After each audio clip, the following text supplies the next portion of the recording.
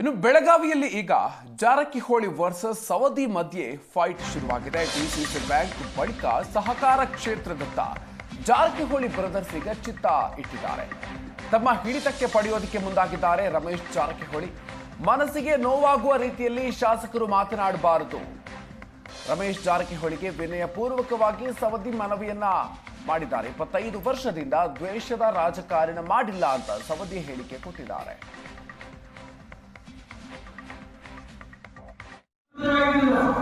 ಅದಕ್ಕೆ ನಾನು ರಮೇಶ್ ಜಾರಕಿಹೊಳಿ ಅವರಿಗೆ ನಾನು ವ್ಯಕ್ತಿ ಮುಖಾಂತರ ಹೇಳಿದ್ರು, ಅಣ್ಣ ಇನ್ನೊಂದು ವೇಳೆ ನಿನ್ನ ಮರ್ಯಾದೆಗೂ ನೀವು ಕಾಪಾಡ್ಕೋ, ನಮ್ಮ ಮರ್ಯಾದೆಗೂ ನಾವು ಕಾಪಾಡ್ಕೊಳ್ತೀವಿ.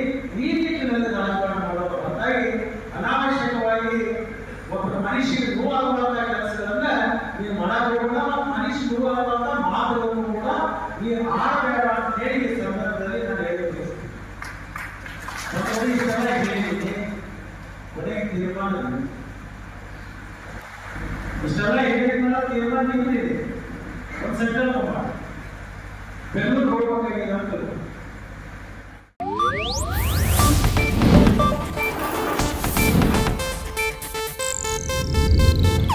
ಇದು ಏಷ್ಯಾನೆಟ್ ನ್ಯೂಸ್ ನೆಟ್ವರ್ಕ್ ಪ್ರಸ್ತುತಿ.